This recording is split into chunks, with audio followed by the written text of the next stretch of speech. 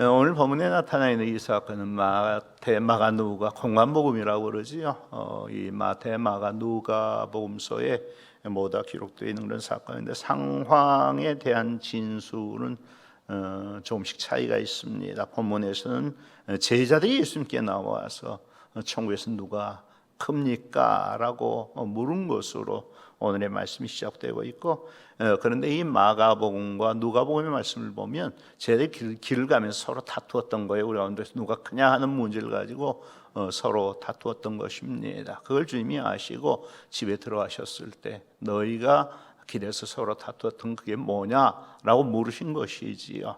뭐하라고 물으셨겠어요? 잘못됐다 책망하시려고 물으셨겠지요. 여러분, 왜냐하면 지금 이 상황이 어떤 상황이에요? 지금 주님은 무엇을 준비하고 계시는 거예요? 베드로의 신앙 고백 이후에 주님 계속해서 말씀하시는 것이 주님의 죽으심에 대해서 말씀하셨잖아요. 그러니까 주님은 지금 십자가의 사건을 준비하고 계시는 거예요. 베드로의 신앙 고백 후 예수님 모든 메시지는 죽음에 맞추어져 있었습니다. 변화 산에서 가지셨던 모세와 엘리야와의 대화도 주님의 별세에 관한 것이었고, 귀신을 간질 앓는 아이를 고쳐주신 후의 말씀도 죽음과 부활에 대한 말씀이었습니다. 그럼에도 불구하고 제자들은 그 엄중한 시기에 뭘 가지고 다투고 있는 거예요? 우리 가운데서 누가 크냐 하는 그 문제를 가지고 서로 다투고 있는 거예요. 재밌는 사실은 지금 제자들이 머릿속으로 생각하고 있는 그 천국과 예수님이 바라보시는 천국은 서로 다른 것이라는 사실이지요. 여러분, 예수님께서 바라보고 계신 그 천국은 어떤 천국이에요? 하나님의 통치를 중심으로 한 영적인 하나님의 왕이신 나라로서의 천국. 물론 그 천국은 현재적인 의미도 담겨 있지만 종말론적 의미가 더 강한 그런 천국이었지요. 그에 반해서 제자들이 기대한 천국 어떤 천국이에요? 유대인의 전통적 메시아관에서 비롯된 이 정치적이고 지상적인 메시아 왕국으로서의 천국이었습니다. 메시아가 오시면 세상 모든 나라를 뒤엎고 오직 유대인 중심의 이 메시아 왕국을 이루어 주시는 것. 그렇게 되었을 때 그 나라가 이루어졌을 때 그 나라에서 누가 가장 크게 될 것인가? 누가 가장 높은 자리를 차지하게 될 것인가? 이게 제자의 유일한 관심사였던 것이지요.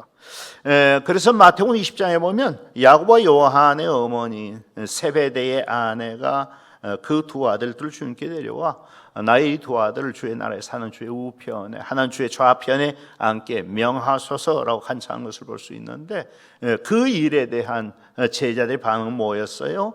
두 형제에 대해서 심히 분이 여기는 거, 이게 제자들의 반응이었습니다.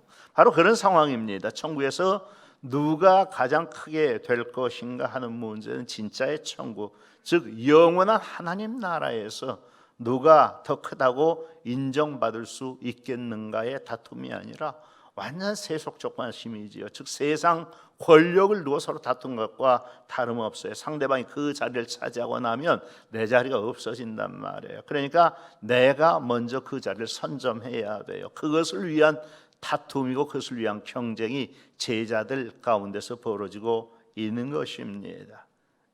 그래서 우리 가운데 누가 큽니까? 라고 하는, 누가 가장 큽니까? 라는 그래서 그런 질문을 던지게 된 것인데, 그 질문에 대한 주님의 답변은 뭐예요? 한 어린 아이를 불러 그들 가운데 세우시고 말씀하셨지요.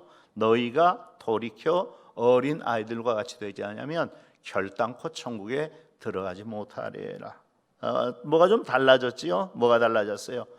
제자들이 질문하는 내용과 예수님께서 답변하시는 내용이 좀 달라졌어요. 제자들은 천국에서 누가 큽니까? 라고 물었는데, 주님은 돌이켜 어린 아이들과 같이 되어야 천국에 들어갈 수 있을 것이라고 대답하셨어요. 뭐예요? 지금 너희는 천국에서 누가 클 것인가 하는 그 문제를 두고 서로 다툴 수 있는 그런 상황에 있는 것이 아니라 내가 과연 천국에 들어갈 수 있는 사람인가, 내가 천국에 들어가기 합당한 사람인가 하는 그 문제를 두고 고민하고 심각해져야 하는 사람들이란 그런 의미였던 것이지요. 너희가 천국에 들어가기 위해서는 돌이켜 어린 아이들과 같이 되어야 한다. 여기서 이 돌이켜라고 하는 스트레포라고 하는 단어를 쓰는데 이것은 돌아서다, 방향을 바꾸다라는 의미를 가진 말로 회개, 회심을 의미한 메타노이아라는 단어와 같은 의미의 그런 말입니다. 즉 주님은 자꾸 큰 자가 되려고 하는 너의 삶의 방향을 바꾸어야 한다, 회개해야 한다라고 말씀하시는 거예요. 왜 회개해야 돼요? 자꾸 큰 자가 되려고 하는 것은 성령으로부터 나온 거룩한 욕망이 아니라 사탄적인 욕망이고 그것 자체가 죄이기 때문입니다. 이사야 14장 12절로 15절을 보면 바벨론 왕에 대한 심판의 선언이 나타나는데 우리는 이것을 사탄의 타락에 대한 은유라고 해석을 합니다. 너 아침의 아들 계명성이 어찌 그리 하늘에서 떨어졌으며 너 열국을 엎은 자여 어찌 그리 땅에 찍혔는고, 내가 내 마음에 이르기를 내가 하늘에 올라 하나님의 무별 위에 내 자리를 높이리라. 내가 북극 지폐 산 위에 앉으리라. 가장 높은 구름에 올라가 지극히 높은 이와 같아지리라 하는도다. 그러나 이제 내가 스올 곧 구덩이 맨 밑에 떨어짐을 당하리로다. 17절 내가 아름다움으로 마음이 교만하였으며 내가 영화로움으로 내 지혜를 더럽혔으며. 그래서 그 결과가 뭐예요? 내가 너를 땅에 던져 왕들 앞에 두어 그들의 구경거리가 되게 하였도다. 그것이거든요. 끝없는 권력과 지존의 영광을 얻고자 하는 그 욕망, 그런 욕망은 사람의 본래적인 욕망이 아니라 마귀에게 미혹된 욕망이라는 사실입니다. 본래 사람들에게서는 그런 욕망이 없었어요. 그런데 사탄이 사람의 마음속에 그런 욕망을 불어넣은 것이면 높아질 때까지 높아져서 끝까지 높아지라는 거예요. 모든 것을 지배하는 자가 되라는 거예요. 사탄은 아담과 하와도 그것으로 미혹했고 예수님도 그것으로 시험을 했습니다. 네가 이것을 따먹으면 내 눈이 밝아 하나님과 같이 될 것이다. 사람은 이미 하나님의 형상을 따라 하나님 모양대로 존귀하고 영광스러운 존재로 지음받은 자들이었단 말이에요. 시편 8편을 보면 사람이 무엇이기에 주께서 그를 생각하시며 인자가 무엇이기에 주께서 그를 돌보시나이까. 그를 하나님보다 조금 못하게 하시고 영화와 존귀로 관을 씌우셨나이다. 주의 손으로 만드신 것을 다스리게 하시고 만물을 그 발 아래 두셨으니라고 되어 있잖아요.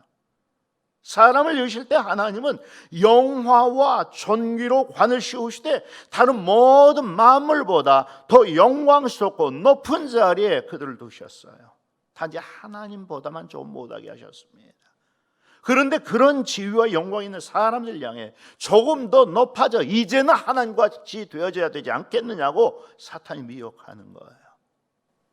그래서 선악을 알게 하는 나무 열매를 따먹었지요.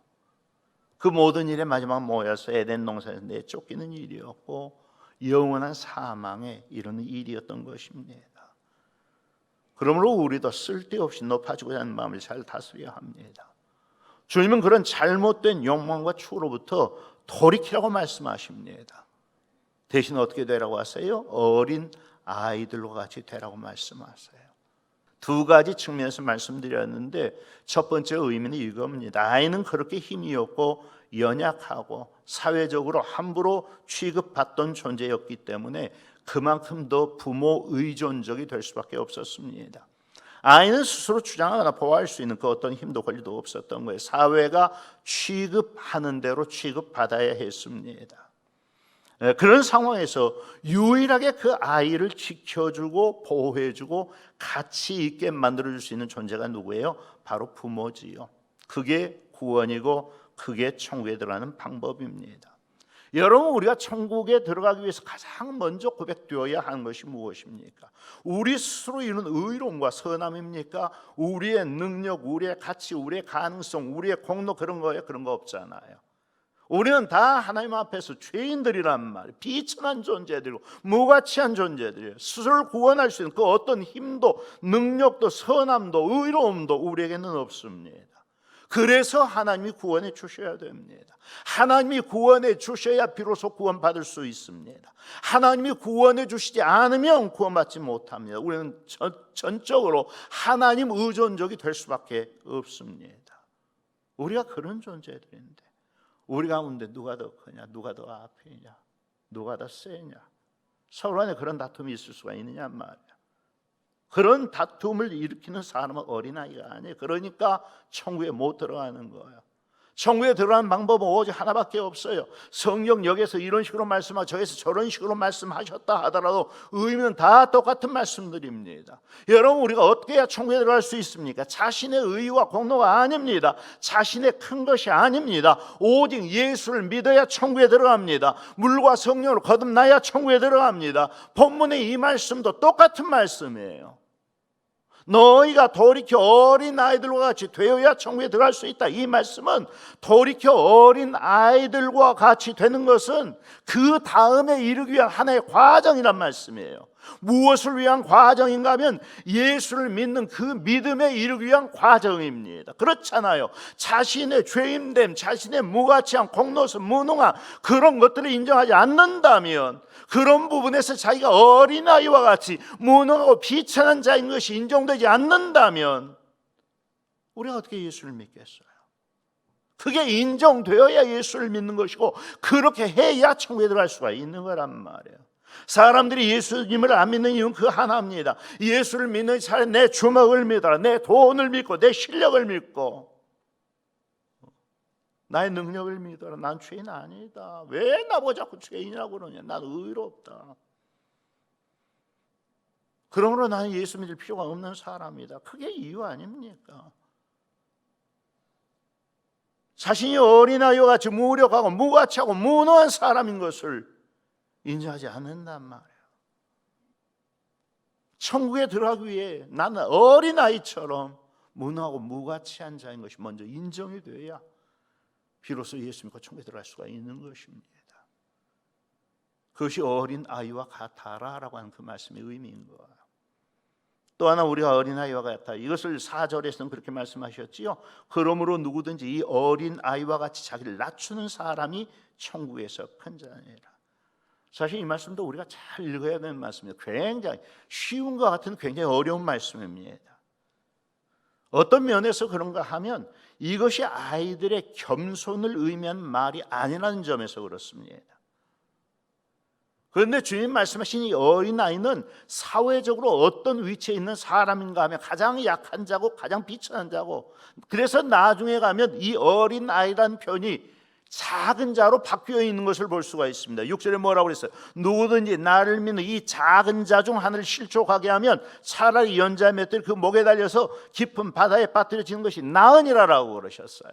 10절에도 삼가 이 작은 자 중에 하나도 없이 여기지 말라. 너에게 말하노니 그들이 천사들이 하늘에서 하늘에 계신 내 아버지 얼굴을 항상 배옵느니라 라고 그러셨고, 14절에도 이와 같이 이 작은 자 중에 하나라도 잃는 것은 하늘에 계신 너희 아버지의 뜻이 아니니라고 그러셨어요. 하나의 문맥 속에서 어린아이가 작은 자로 바뀌어 있는 거예요. 헬라어로 하면 미크로스라고 하는 말입니다. 영어로 하면 마이크로입니다. 아주 작은 미크론이라고 하는, 이 미크론이라고 하는 단어는 100만 분의 1을 말하는 거예요. 100만 분의 1미터가 1미크론입니다. 100만 분의 1입니다. 가장 작은 거예요.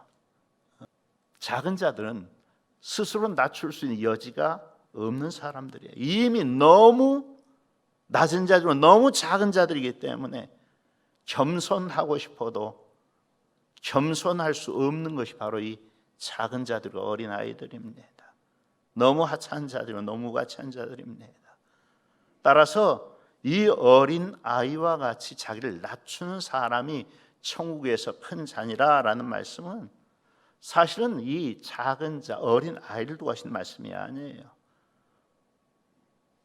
그렇게 할 수 있는 사람은 스스로 낮출 수 있는 여지가 있는 사람이라야 낮출 수가 있는 것이지 않아요.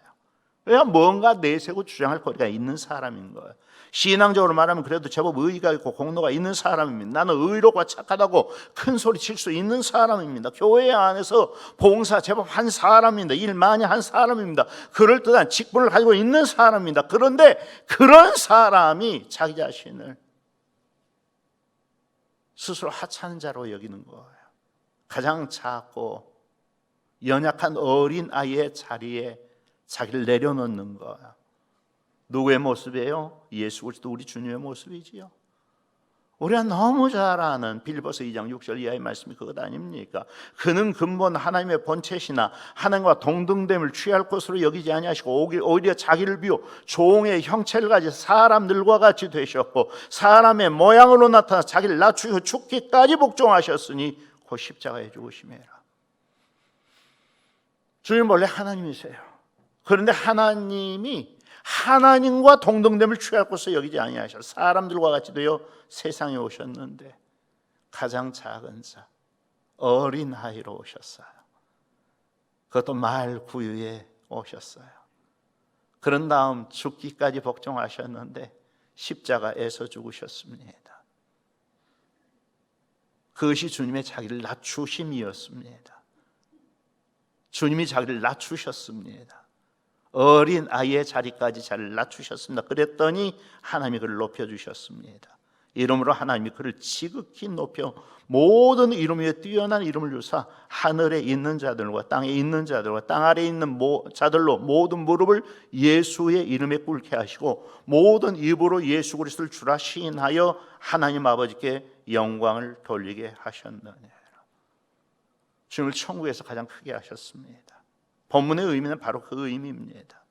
어린 아이와 같이 자기를 낮추는 사람이 천국에서 큰 자니라 라는 말씀은 다른 영어 번역본들은 전부 다 이 겸손의 의미, humble이라는 단어로 자기를 낮춘다라는 이 말을 표현을 해 놓았습니다.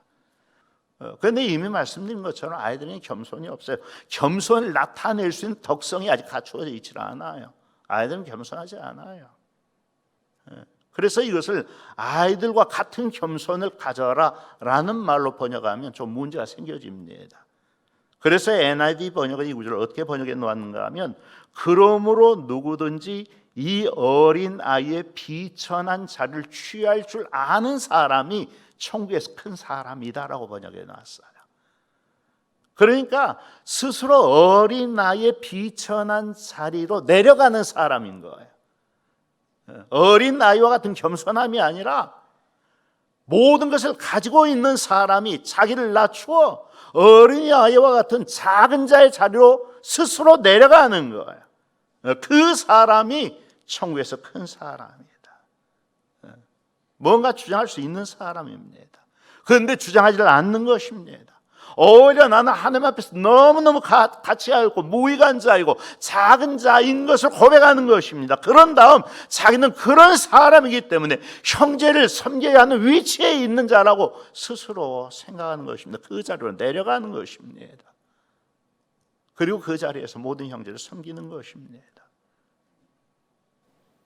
그처럼 어린 아이의 자리에까지 모든 사람이 무시하고 멸시하는 하찮게 가는 그 어린 아이의 자리까지 자기를 낮출 줄 아는 사람이 천국에서 큰 사람이다. 지금 너희처럼 천국에서 누가 크냐 하는 그 문제로 서로 다툰 사람 말고 어린 아이의 자리에까지 자기를 낮출 줄 아는 사람을 하나님이 높여주신다. 세상은 누가 더 높은가를 두고 서로 다투는 제자들과 똑같은 구조입니다. 다 같이 높아지려고 그러고 그것을 위해서 경쟁하고 강해지려고 경쟁하고 영웅이 되려고 경쟁하는 구조입니다. 힘에 따라서 구조가 결정이 됩니다. 힘센 사람은 위에 있고 힘없는 사람 밑에 있습니다. 남 밑에 있기 싫어서 공부하는 것이고 남 밑에 있기 싫어서 돈을 벌려 하는 것이고 남 밑에 있기 싫어서 출세하려고 하는 것입니다. 인간답기 위해서 공부하는 사람은 없습니다. 보다 잘 섬기기 위해서 출세하고자 하는 사람도 없습니다. 종은 종놈이어야 하는데 다 종님들입니다. 정치인들 선거철만 되면 다 머슴이 되겠다고 그럽니다. 그래놓고 당선만 되고 나면 다 같이 존귀한 머슴님들이 되어 있습니다. 목사라고 다른 말 할 수 있는 사람이 아닙니다. 그런데 그건 천국의 구조가 아닙니다. 예수께서 제자들을 불러다가 이루시되 이방인의 집권자들이 그들을 임의로 주관하고 그 고관들이 그들에게 권세를 부리는 줄 너희가 알거니와 너희 중에는 그렇지 않아야 하나니 너희 중에 누구든지 크고자 하는 자는 너희를 섬기는 자가 되고 너희 중에 누구든지 으뜸이 되고자 하는 자는 너희의 종이 되어야 하리라. 인자가 온 것은 섬김을 받으려 함이 아니라 도리어 섬기려 하고 자기 목숨을 많은 사람이 대속물로 주려 함이니라. 세베대의 아내인 요한과 야고보의 어머니가 자기 두 아들을 하나는 주의 나라에서 우편에 주의 우편에 하나는 주의 좌편에 앉게 해달라는 그 요청 이후에 주님이 하신 말씀 바로 이것입니다. 뭐예요? 지금 내가 요구하는 것은 세상의 원리와 세상의 구조이지 천국의 원리나 구조는 그렇지 않다는 거예요. 천국에서는 부리는 자가 큰 사람이 아니라 섬기는 자가 큰 사람이고 주관하는 자가 큰 사람이 아니라 종이 되어 섬기는 자가 큰 사람이라는 것입니다. 가장 크신 분은 우리 주님이십니다. 섬김을 받기 위해서가 아니라 도리어 섬기고 자기 목숨을 많은 사람의 대속물로 주시기 위하여 가장 작은 어린 아이의 모습으로 세상에 오셨기 때문입니다. 그리고 십자가에 죽기까지 복종하셨기 때문입니다. 신앙생활을 하면서 이 원리를 제대로 이해하지 못하면 절대로 올바른 신앙생활이 이루어질 수가 없습니다. 왜 교회 안에서 자꾸 오늘날 교회 안에서 이런 일 다 똑같잖아요. 다들 높아지려고 그러고 다들 주관한 자가 되려고 하고 다들 강한 자가 되려고 그러고 그런데 그것은 진짜 천국 백성의 모습이 아니란 말이에요. 진짜 천국을 아는 사람은 자신을 가장 작은 어린 아이의 자리에 내려놓고 모든 사람을 높이며 섬길 줄 아는 사람이 천국에서 큰 사람입니다. 높아지기 위해서가 아니라 섬기기 위해서 직분을 맡는 것입니다. 우리는 세상의 가치관과 다른 가치관을 가지고 있어야 됩니다. 제대로 항상 주님께 요구하는 것, 빨리 주님의 메시아 되심을 드러내라는 것이었어요. 속된 말로 우리들의 영웅이 되어 주옵소서라는 요구였습니다. 빨리빨리 로마 제국 뒤엎고 우리를 위한 메시아 왕국을 이루어 주셔야 하지 않습니까? 그런 다음 그 나라에서 우리를 큰 자로 세워주십시오. 우리를 가운데 누가 가장 큰 자인지를 지금 말씀해 주십시오. 그와 같은 제자들의 요구에 대한 주님의 답변은 뭐였어요? 천국에서 누가 크냐를 묻기 전에 먼저 돌이켜 너희 자신이 어린아이와 같이 무가치한 자이고 무능한 자인 것을 인정하고 고백하라는 것이었지요. 키라고 할 것도 없는 자들이 서로 크다 도토리 키재기 하지 말고 어린아이의 자리에까지 자기를 낮출 줄 알아라. 그리고 다른 사람을 섬기는 자들이 되라. 그러면 하나님께서 너희를 높여주실 것이다. 그것이 주님의 대답이었던 것입니다. 그러는 우리에게 주시는 주님의 말씀은 이거예요. 너희가 정말 천국에 들어가기를 원한다면 자신이 어린아이와 같이 무능하고 무가치한 자인 것을 먼저 인정해라. 그런 다음 오직 하나님의 은혜에만 자신을 부탁해 해라. 하나님의 의존적인 사람이 되어라. 그 나라에서 정말 높아지기를 원한다면 세상에서 낮아지고 섬기는 자가 되어라. 어린아이의 자리에까지 자기를 낮출 줄 아는 사람이 되라. 그런 맥락에서 교회 안의 경쟁은 누가 더 크냐의 경쟁이 아니라 누가 더 어린 아이의 자리로 내려갈 수 있겠느냐, 그리고 그 자리에서 다른 형제들을 섬길 수 있겠느냐의 경쟁인 것이지요. 남보다 더 높아지기 위한 경쟁, 지배자가 되기 위한 경쟁은 그리스도인의 경쟁이 아닙니다. 오직 어린 아이만큼의 낮은 자리에 자신을 두고 섬길 줄 아는 자가 천국에서 큰 자입니다. 오늘 말씀 깊이 기억하시고 스스로 교회 안에서 그리고 믿음의 형제들 가운데서 가장 낮은 자로 처신하며 모두를 섬기는 자리에 자신을 둘 줄 아는 진짜로 예수 잘 믿는 우리 모두가 될 수 있기를 주의 이름으로 축복합니다.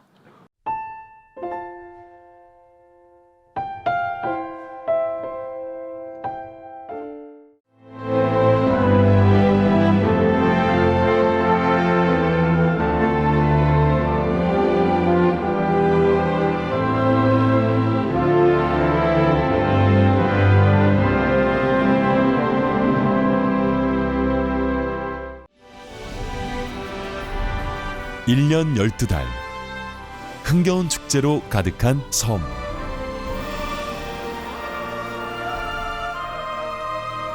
섬마다 문화와 예술이 살아있는 사계절 꽃피는 바다 위의 꽃정원. 당신은 만나보셨습니까? 누구나 가고 싶은 섬. 이곳은 희망이 샘솟는 천사섬 신안입니다.